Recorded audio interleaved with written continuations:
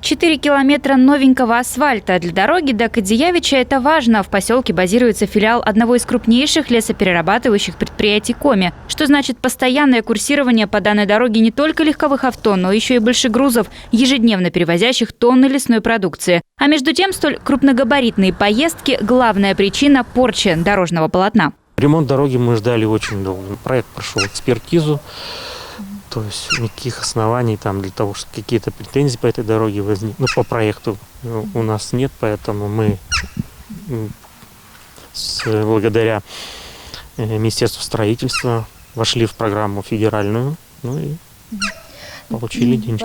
Ремонт автодороги к поселку Кадиявич начался в июне. Общий размер финансирования составил 117 миллионов рублей. С начала работ дорожники успешно отремонтировали почти километр полотна, треть от запланированного участка. Свои обязанности согласно контракту подрядчик, которым, к слову, является Коми-дорожная компания, обязан выполнить до 15 ноября. Впрочем, дорожники рассчитывают завершить ремонт много раньше. В сентябре управиться с укладкой асфальта, а в октябре с обустройством обочин и установкой дорожных знаков. Сейчас же транспортная связь с населенным пунктом осуществляется с помощью объездных путей вдоль ремонтируемого участка. Отсыпка земляного полотна, устройство щебеночного основания на нетканом полотне, затем 2 слоя покрытия. Долго прослужит, гарантия 8 лет у него земполотна, 5 лет у слоев. Ограничения по весу, по грузоподъемности тоже? Ну, ограничения там по категории дороги.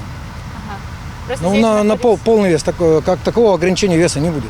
Еще один дорожный ремонт в Прилузском районе завершен по направлению Занулье-Коржинский. На участке в 9 километров подрядчик полностью заменил покрытие и укрепил обочины. Примечательно, что часть облагороженного участка проходит через Спас-Поруб. Для местных ремонт стал поводом особенной радости. Нового асфальта там ждали уже не 1 десяток лет. В республике продолжается реализация нацпроекта «Безопасные и качественные автомобильные дороги».